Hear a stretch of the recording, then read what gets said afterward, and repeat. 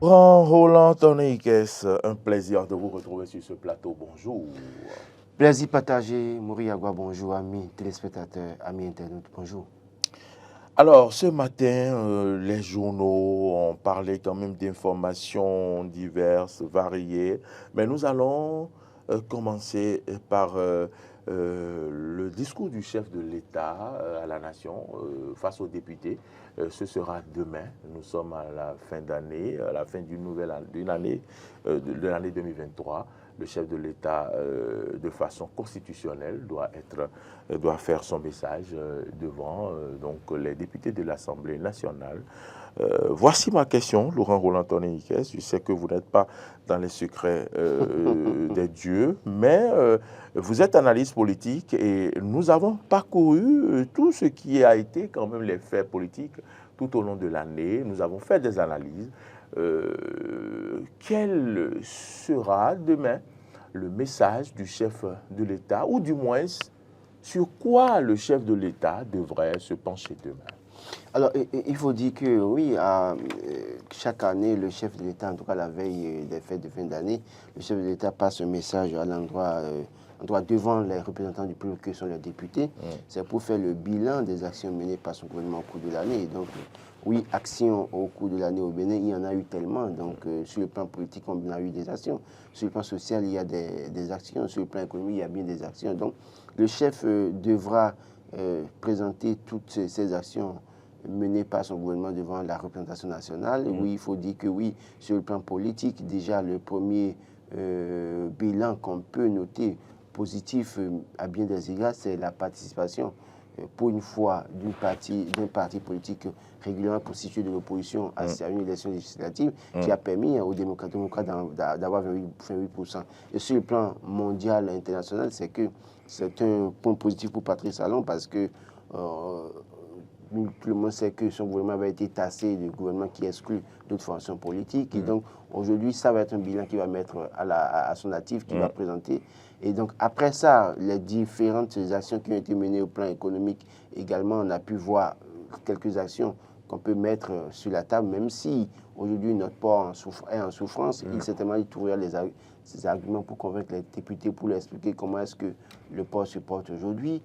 Sur d'autres, en tout cas sur le plan social, des actions ont été menées, de toute façon, qu'on ne veuille pas, parce que en mai 2021, il nous rappelait que son mandat sera hautement social. Oui. Quoique le mandat, même si c'est social, ce n'est pas hautement social parce qu'il y a encore des couches qui sont marginalisées. Mais c'est social quand même. Des efforts sont faits. Non, il faut avouer que des efforts sont faits. On ne va pas peindre en noir tout ce que Patrice Talon a fait. Il faut être honnête et dire oui, des efforts ont été faits. Mais toujours est-il que des couches sont davantage marginalisées encore dans le pays. N'oubliez pas qu'il y a la question des AME. Tout à l'heure, à la une du journal Le Matinal, ou bien un journal qui écrit que les collectivités locales demandent une augmentation de salaire. Et donc, il y a cette question qu'il faut régler au plan national. Donc, je crois que l'un dans l'autre, le chef de l'État a des points positifs à présenter. Et certainement, sur certains points où ça n'a pas marché, certainement trouvera des arguments pour expliquer aux députés ce qu'il en est réellement et ce qu'il prévoit faire pour l'année 2024. Parce que n'oubliez pas qu'il y a un budget qui a été voté il y a quelques jours. Quoique les députés de l'opposition ont rejeté ce budget, on attend de voir ce qu'il annoncera pour l'année 2024, notamment. Et puis, sur cette question aussi, c'est le moment pour le chef de l'État de gracier ou d'amnistier parfois certains prisonniers. Donc, est-ce que la bonne nouvelle tombera pour certains acteurs politiques en prison? Il a dit qu'il ne le fera pas. Il a dit, en fait, je reprends, il a dit qu'il n'a pas l'intention de le faire. Ça peut se faire demain. Ça peut se faire demain. Demain, dont il parlait demain, ce n'est pas demain, jeudi. Hein. Non, mais de toute façon, écoutez, non, justement, quand il parlait à Boniaï la dernière fois, quand il dit demain, ça pouvait intervenir le lendemain de leur rencontre. Donc, quand il dit demain, ça veut dire qu'à tout moment, Patrice Talon peut décider de gracier ou d'amnistier qui il veut et comme il veut. En tout cas, beaucoup attendent, attendent cette information et je pense que tout le Bénin va applaudir. Beaucoup. Oui, non. Les gens vont applaudir par rapport... Non, tout le Bénin ne va pas applaudir, pardon. Et qui va applaudir? Je sais qu'il y a des gens qui soutiennent Patrice Talon qui sont mordicus sur leur position. Qui pensent qu'il ne faut pas gracier ou amnistier qui que ce soit. Voilà. Donc, ce n'est pas tout le Bénin qui sera content, qui va applaudir. Ceux qui ont vu juste et pensent qu'il est normal de faire ça vont applaudir. Ceux qui ne le veulent pas et qui tout le temps soutiennent le chef de l'État, tout bêtement tête baissée dans cette démarche, seront beaucoup plus en colère. Mais malheureusement, comme Patrice Talon le dit, si entre-temps Patrice Talon arrivait à gracier ou amnistier qui que ce soit, les autres vont souffrir, ils ne pourront rien faire. Bon, je veux bien croire qu'il le fera un jour. Très bien. Très bien. Oui, le message du chef de l'État demain à l'Assemblée nationale, on a remarqué quand même que cette année, le chef de l'État effectue beaucoup de voyages. Il a reçu aussi beaucoup de chefs d'État, contrairement aux années antérieures. Qu'est-ce qu'il explique et va-t-il mettre un point d'honneur sur cela? Et qu'est-ce qu'il sera, quel message aura-t-il par rapport à la frontière du Niger, du Bénin qui est fermée toujours par rapport au Niger? Alors, sur le plan diplomatique, on a pu voir que la position du gouvernement a changé parce que Patrice Talon, quand il arrivait au pouvoir, avait été clair, c'est-à-dire qu'il n'est pas dans la logique de voyager tout le temps ou d'aller tendre la main chaque fois aux autres puissances, aux institutions internationales. Donc on a pu voir que pendant des années, il est resté sur la même position. Mais en 2023, on a pu voir que cette position a changé parce que on a pu voir l'arrivée d'Emmanuel Macron, on a pu voir Bazoum, on a pu voir Paul Kagame. Donc tout cela. On a pu aussi voir le rapprochement, et c'est justement, on parle de bilan aujourd'hui, le rapprochement entre le Bénin et le Nigeria, dès lors que Muhammadu Buhari à la tête du Nigeria est parti, et que Bola Tinubu est arrivé, on a pu voir un rapprochement. Et ce rapprochement, aujourd'hui, avec les décisions qui ont été prises tout dernièrement, notamment l'exportation de certains produits du Bénin vers le Nigeria, c'est un point positif au plan économique. Donc oui, aujourd'hui, on peut se réjouir de ce que Patrice Talon n'est plus dans la dynamique de rester fermé, en fait, faire en sorte que le Bénin vive en autarcie. En autarcie, non, aujourd'hui, on constate que plus on s'approche de la fin peut-être de son second et le second mandat, si vous voulez. Second et dernier mandat. Second, si on dit second, on ne va plus dire dernier. Non, attention. Nous sommes sur un terrain politique. Si quelqu'un qui dit second peut trouver les formules et dit qu'il y a troisième. D'accord. Globalement. Second et dernier mandat. Nul de sa vie ne peut en aucun cas faire plus de 2 mandats. Je rappelle ça, ce n'est pas moi qui ai mis ça dans la Constitution. Ce sont les députés qui soutiennent Patrice Talon qui l'ont mis dans la Constitution et que Patrice Talon devra bien respecter. Donc c'est une parenthèse. Donc au moins une parenthèse à laquelle vous tenez. Non, je ne tiens pas parce que moi je suis qui dans la République. Je suis que Meni Frétin. Ce qui est sûr, nous allons faire notre travail et rappeler. Mais si les politiques veulent, qu'est-ce que nous pouvons à un moment donné? Voilà. Donc, seulement que le bon sens doit les diriger, c'est tout. Donc, pour dire que, oui, dans une certaine mesure, c'est des points positifs qu'il faut mettre à son actif. Aujourd'hui, même si par la suite, comment vous appelez, on a aussi vu Ambalo Sissoko ici, parce qu'il est arrivé ici, après ils sont partis tous au Nigeria. Tout à fait. Voilà, donc, écoutez, aujourd'hui, même si Bazoum a été déchu, en tout cas, a été balayé par un coup d'État, malheureusement, c'est qu'il y a au moins le projet entre le Bénin et le projet Pipeline aujourd'hui, qui est aussi un point positif à mettre à l'actif du gouvernement, parce qu'il y a des milliers d'emplois à créer, soit directs ou indirects. Donc ça, c'est des points positifs sur lesquels il faut franchement féliciter le gouvernement pour cette vision et cette ambition à la tête de notre pays. Maintenant, on attend de voir la suite. Très bien, on attend de voir la suite, voilà, et donc on attend aussi le message du chef de l'État, certainement qu'on aura l'occasion le message, de décrypter demain. Oui, demain ou vendredi, sur ce plateau. On aura le temps de décrypter. De toute façon, Patrice Talon sait qu'il n'a pas droit à l'erreur, c'est-à-dire qu'il y a nécessité pour lui de dire concrètement ce qu'il a envie de faire, ce qu'il veut faire dans une certaine mesure. Il y a des points sur lesquels les gens attendent. Et moi, je veux bien croire que demain, par exemple, parce que vous vous rappelez, je crois, c'est l'année passée quand il faisait le point des salaires augmentés aux fonctionnaires pour la représentation nationale.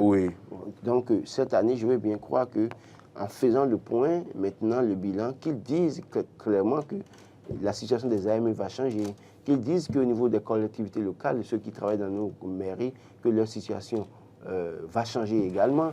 C'est des bonnes nouvelles sur lesquelles les gens l'attendent parce que je le dis haut et fort. Et tous ceux qui travaillent au niveau des collectivités locales et AME et fonctionnaires de l'État, tout le monde va sur le même marché, achète chez les mêmes bonnes dames dans une certaine mesure, utilise et paye les mêmes factures, en tout cas c'est le même montant. L'électricité et d'eau. Oui, on calcule les mêmes indices. Voilà, oui, paye les mêmes choses en termes de transport. Pour la scolarité des enfants, il n'y a pas de...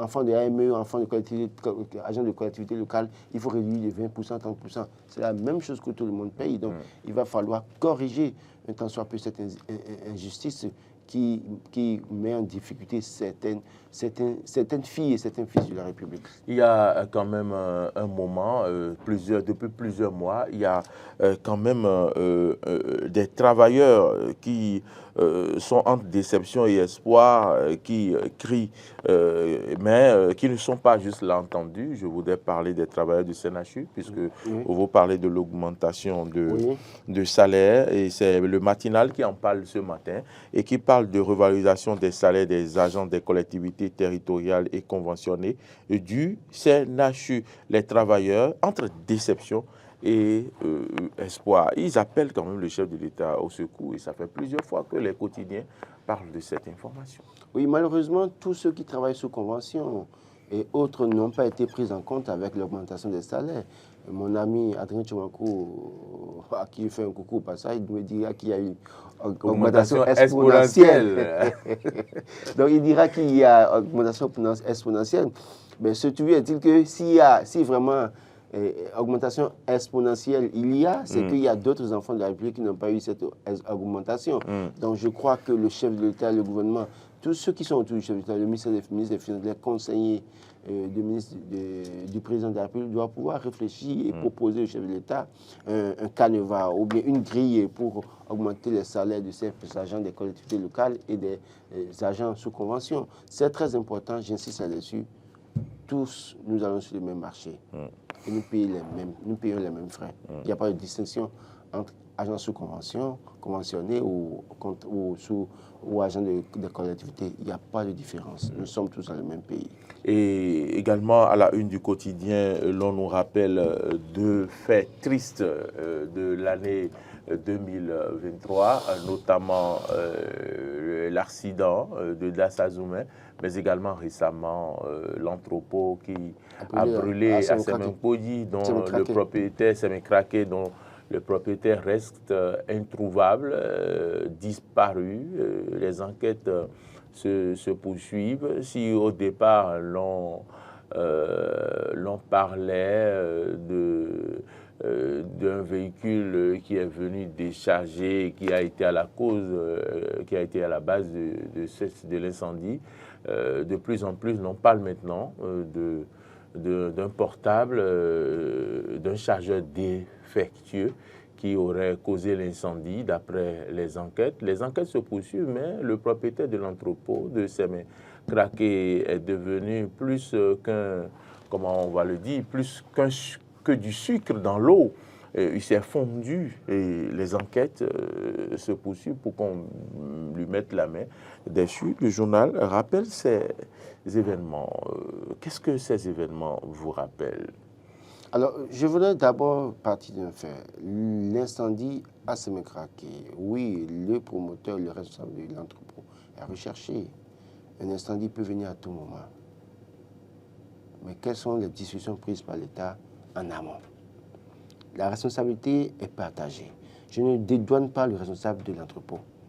Il doit répondre de ses faits, mais c'est-à-dire que si on veut le mettre devant pour à tout prix, parce que c'est lui qu'il faut traquer, comme si on l'arrêtait, les morts pourront être ressuscités. C'est un faux débat, c'est un faux débat. Pour moi, ça n'a pas de sens. Moi, je pense qu'il faut réorganiser le secteur, et je l'ai toujours dit.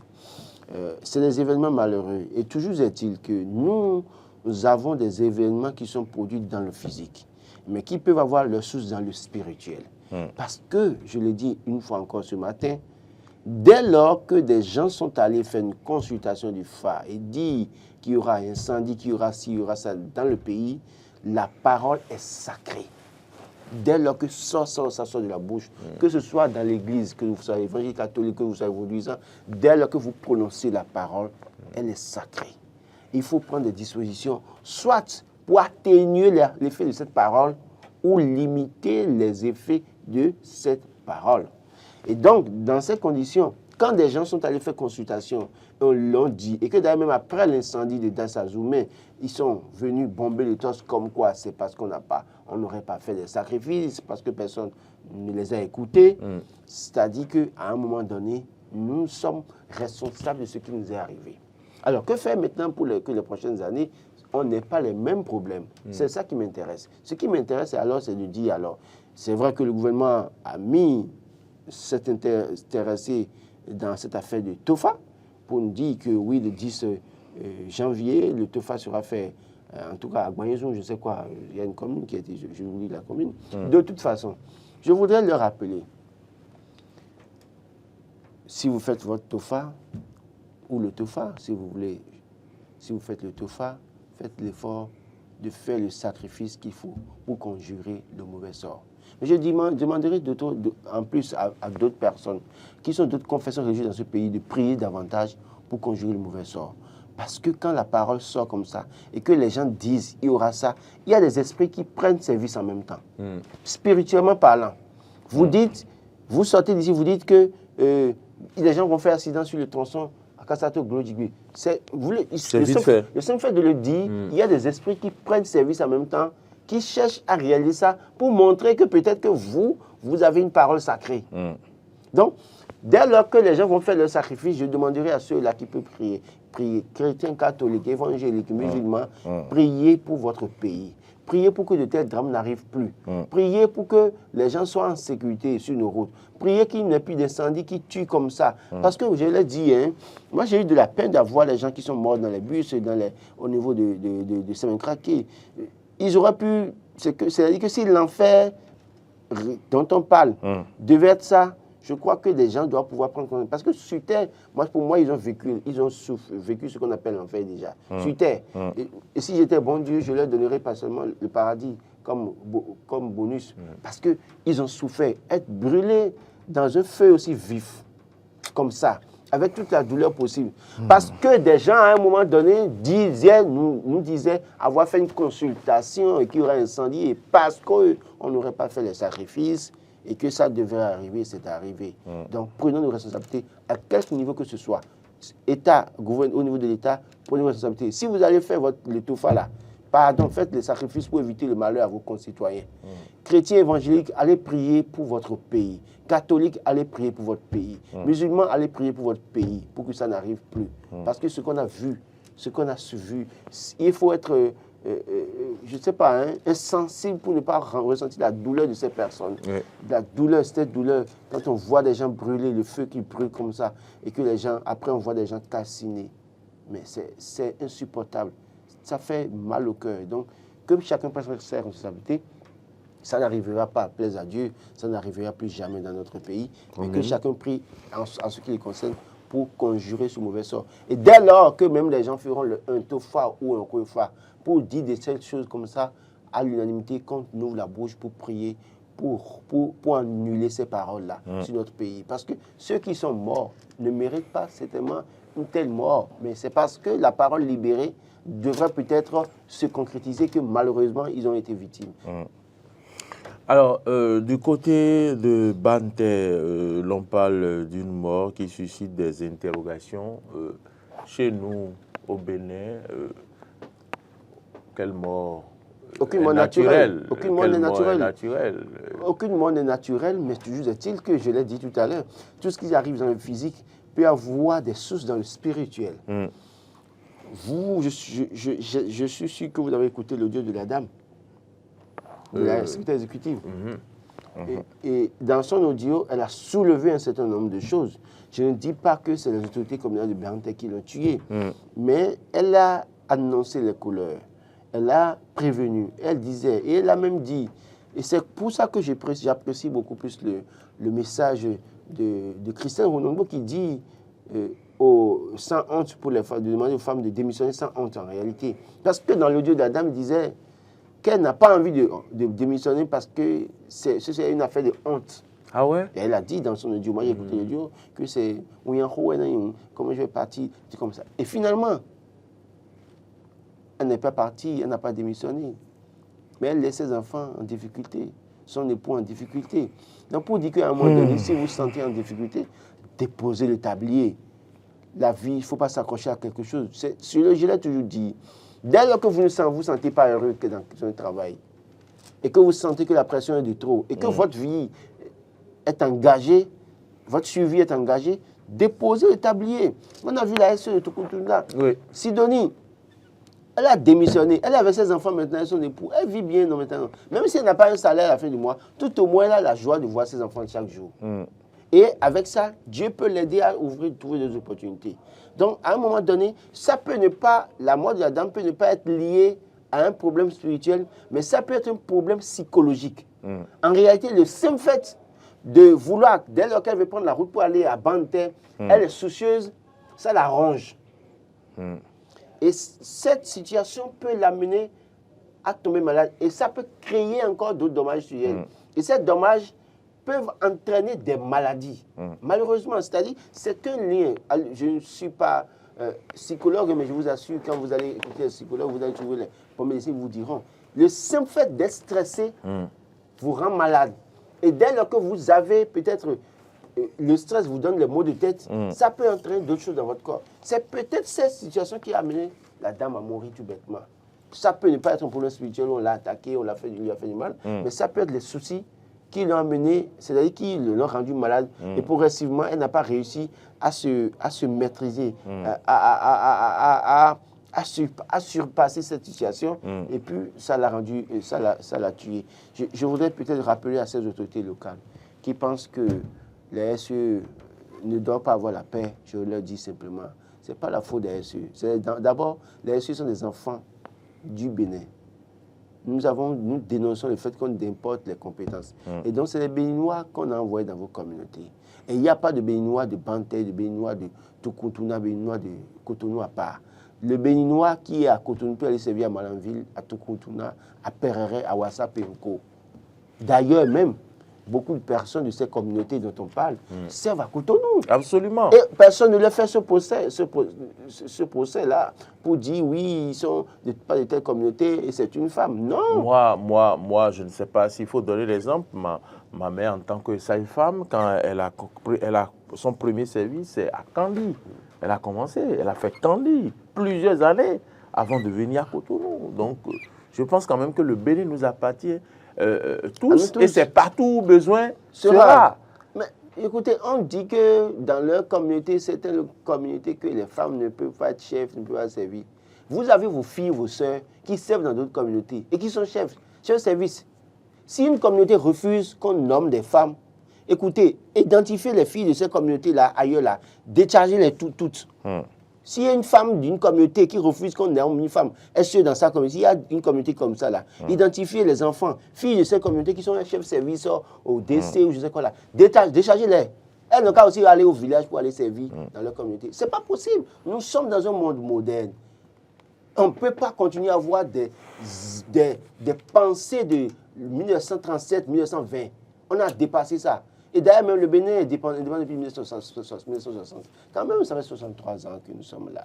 Et nous parlons développement du Bénin. Et les gens vont penser que, oui, tel ou tel ne peut pas venir servir dans sa communauté. Pourquoi pas? Pourquoi pas? Comme si ces gens ont le titre foncier de leur commune. Vous n'avez pas le titre foncier de vos communes. Écoutez, je crois qu'on doit pouvoir... Je sais, on doit appeler à l'évaluation de cette réforme, d'accord. Mais je pense sincèrement qu'il faut vraiment rappeler, le chef de l'État doit ici et maintenant et très vite convier les maires à une rencontre avec le ministre de la décentralisation pour leur rappeler que ceux qui sont amenés à envoyer SE, que ce soit hommes ou femmes dans leur communauté, sont des enfants du Bénin. Et donc, ils ont le devoir de les protéger. Ils ont le devoir de collaborer avec eux. Parce que ce que les SE sont venus faire, c'est pour le développement de leur commune. C'est pour l'intérêt de la nation. Oui, de leur commune. Ce n'est pas l'intérêt de leur famille. Oui, parce que ils n'ont plus la possibilité de gérer les marchés un peu partout au plan Bénin. Ce n'est pas que ces communes dont les gens parlent maintenant, c'est pratiquement toutes les communes. Parce que les SE ne leur donnent pas la main. pour gérer les marchés publics, les SE sont à abattre, à détester. Et on livre les SE aux populations, à la vindicte populaire. Ce n'est pas une bonne chose. Arrêtons ça. Nous aspirons à un développement et nous avons vu la vision du gouvernement. Absolument. Qu'on soit opposant au mouvancier, qu'on se calme et qu'on comprenne que c'est du développement du pays qu'il s'agit. C'est vrai qu'il y a des choses à reprocher à cette réforme. Ça, je le dis haut et fort, oui. Il y a des choses à reprocher, il y a des choses à corriger. Mais cela ne donne pas le droit de penser que celui qui est venu servir en tant que SE est à combattre parce qu'on estime que ce n'est pas un enfant de la localité. Justement, c'est pour empêcher que les enfants de la localité se comprennent entre eux, bouffent ce qui est pour la commune et s'entendent. C'est pour ça qu'on a mis d'autres personnes qui ne sont pas du milieu, de sorte que les choses soient mieux gérées. Parce que quand il y a quelqu'un, un personnage externe, vous êtes obligé de vous calmer et de mieux faire. Des gens ont été secrétaires généraux dans leur commune d'origine, après sont devenus SE dans d'autres communautés. Ils font leur travail. Je connais un monsieur qui était directeur à la mairie de Clavy, qui aujourd'hui est au niveau d'une commune du Koufou, qui travaille tranquillement. C'est un béninois. Donc, je pense sincèrement que le chef de l'État doit pouvoir rappeler à l'ordre les maires, tous les maires doivent être rappelés à l'ordre au cours d'une séance de franc-parler, de discussion de vérité. Leur dire clairement ce qui n'est pas d'accord, qu'il faut qu'ils revoient leur posture. Et le maire, il faut prévoir dans cette réforme étant des sanctions. Il faut prévoir des sanctions dans ces... Si jamais on apprend encore que quelqu'un décède à son poste là. C'est pas décédé. Moi, je ne veux pas parler de décédé là. C'est penser à lier directement à une autorité. Je ne veux même pas lier. C'est pourquoi je disais que ça peut ne pas alors aussi, ça fait partie des sanctions. Ils n'ont qu'à tout faire pour que les gens vivent. La dame peut mourir d'une comment vous appelez, une violence psychologique ou violence morale. Parce que ça l'a rendu malade. Donc moi, je ne veux pas peut-être lier directement pour dire c'est tel ou tel. Mais je pense que dès lors qu'un SE reçoit la pression de l'autorité communale, notamment sur la question de gestion des marchés publics, c'est ça le véritable problème. Marché public, c'est ça le véritable problème entre la SE et les maires. Dès lors que le SE a des preuves et brandit, on sanctionne le maire en question. Quand on va commencer ça, ils vont se ranger. Je pense qu'il faut mettre des sanctions au niveau de la réforme maintenant. Si on doit continuer avec la réforme, mais si on ne doit pas continuer, qu'on arrête la réforme, mais si on doit continuer avec la réforme, qu'on fasse tout pour mettre des sanctions. Et tout maire contrevenant subit une sanction. Direct. Voilà qui est dit. Laurent, vous l'entendez, c'est un conseil, voilà, avant de quitter ce plateau. Nous sommes en train de finir les analyses comme ça. Aujourd'hui, on fera les choses de telle sorte que lorsque nous aurons effectué toutes les rubriques, on pourra clôturer l'émission sans forcément aller au terme du temps convenu. Donc, c'est comme ça qu'on va faire les choses aujourd'hui. Voilà. Laurent, on ne va pas finir sans parler de ce tournoi qui se déroule du côté de Flash Foot à Kwakpa avec 4 organes en jeu, notamment Eden TV Diaspora FM, notamment Nagra de l'ORTD, également le Révélateur et le Héros. La 3e journée, c'est pour vendredi prochain. Nous annoncions déjà la 2e journée où Eden TV et Diaspora FM quand même ont remporté 8 buts à 3. Ils ont eu la victoire sur le Révélateur. Et alors que le bourreau du groupe, c'est bien Nagra FC, qui a battu déjà notre groupe de presse 6 buts à 4. Et qui a, comment je vais dire, atomisé, merci pour le mot, le Héros, 12 buts à 1. Et donc, vendredi prochain, il y aura les derniers matchs, notamment Nagra contre le Révélateur et le Héros contre Eden TV Diaspora FM. Et au finish, c'est les 2 premiers du groupe qui seront qualifiés. La situation du groupe, c'est qu'actuellement, Nagra FC a déjà 6 points, déjà qualifiés. Eden TV, 3 points. Le Héros et le Révélateur avec 1 point chacun. Pas 1 point. 1 point. Ils avaient fait match nul à leur première rencontre. Ils ont fait 2 buts partout. Oui. Oui, non, je crois qu'aujourd'hui, il y a entraînement pour l'équipe d'Eden TV encore. Donc, la prière, c'est que, oui, pour le dernier match, Eden TV puisse battre le Héros. Certainement, peut-être en battant aussi 12 à 1 pourquoi pas, ou 13-1. De toute façon, je crois que les derniers matchs, quand on va jouer les derniers matchs, je crois que le héros et le révélateur n'ont plus de chance pour être qualifiés pour autant. À moins ce qui est miracle, c'est-à-dire que Eden TV est battu par le héros et puis finalement, le révélateur va battre Nagra. Et là, c'est là où il y aura la surprise parce que le révélateur aura 4 points et Eden TV serait en train d'avoir 3 points. Donc, ce qui est quasiment impossible. Toujours est-il que il y a une expérience parce que pour les 10 ans d'Eden TV, cette équipe a été constituée et donc on a pu voir ce que cette équipe a produit comme jeu face à l'association des journalistes, le président de la commune d'Abomey-Calavi. Et déjà, c'est la première compétition à laquelle participe l'équipe d'Eden TV. C'est déjà un bon début parce que le premier match 6-4, soldé par la victoire de Nagra, a tout fait de décourager plus d'un dans une certaine mesure. Mais je lisais un peu les commentaires de chacun dans le groupe créé à cet effet. Je souriais. Je n'ai pas placé un seul mot, vous êtes là. Donc, je riais et disais, mais écoutez, vous venez de commencer une expérience, vous voulez à tout prix gagner à tout prix. Donc, je crois que ça ne passe pas comme ça. C'est l'expérience, parce que les autres ont eu l'expérience de participer. Donc, pour le deuxième match, j'ai vu ce sursaut d'orgueil de la part de l'équipe d'Eden TV. Et j'ose croire que finalement, pour le dernier match, Eden TV va gagner. Et puis, créer la surprise avec Nagra qui les a battus 6-4. Il va falloir travailler à créer la surprise pour montrer à Nagra que oui, la première victoire qu'elle a pu obtenir sur le match face à Eden TV était une question de manque d'expérience pour l'équipe d'Eden TV et qu'en 2-3 matchs, l'équipe a acquis assez d'expérience pour revenir à la charge. Il faut saluer les organisateurs de ce tournoi, Réseau des journalistes de sport au Bénin. Mais ce qui surprend est que dans l'équipe de Nagra, on aurait bien souhaité voir des joueurs comme, je sais pas, Prévert, comme des noms qu'on connaît à l'ERTB, pourquoi pas Jérôme Rumbo et autres personnes de la maison. Mais leur gardien, on le connaît, c'est lui qui a remporté le prix du meilleur journaliste sportif organisé par Radio Tokpa Award. Et on a vu certaines têtes également, mais également des visages qu'on ne connaît pas. Il semble quand même qu'il y a des professionnels du football dans l'équipe. Des gens qui jouent championnat. Le problème, c'est que, non, ce n'est pas des professionnels. En fait, c'est les jeunes de la maison. Ce qu'il faut comprendre, c'est que Prévert, vous n'allez peut-être pas demander à un Prévert, une Théo de venir sur le terrain pour jouer avec son âge. Apparemment, vous voulez le tuer en réalité. Ah bon? Vous n'allez pas demander à Jérôme Rumbo. Jérôme Rumbo, s'il n'est pas football, c'est qu'il ne peut pas jouer. La preuve, vous et moi, on est là, mais moi, je n'ai pas osé. Si ce n'est les entraînements, pas moi, je n'ose pas venir sur le terrain comme ça pour dire que je jouer. Et tout le monde, vous avez vu Ahmed sur le terrain combien de fois? Ahmed n'arrive pas. Il est venu une fois. Oui, combien de fois il a demandé?